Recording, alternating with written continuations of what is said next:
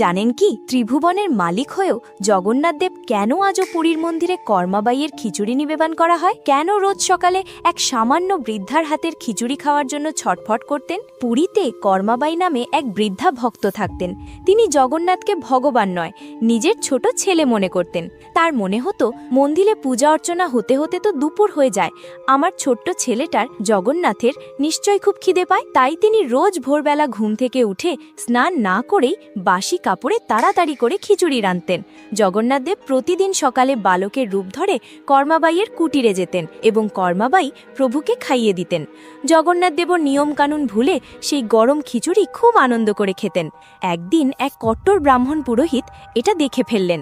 তিনি রেগে গিয়ে কর্মাবাইকে খুব বকাবকি করলেন। ছি, তুমি স্নান না করে সুচিতা না মেনে ভগবানকে ভোগ দিচ্ছ, এটা মহাপাপ। ভয়ে কর্মাবাই পরের দিন থেকে নিয়ম মেনে স্নান পূজা করে রান্না করতে গিয়ে অনেক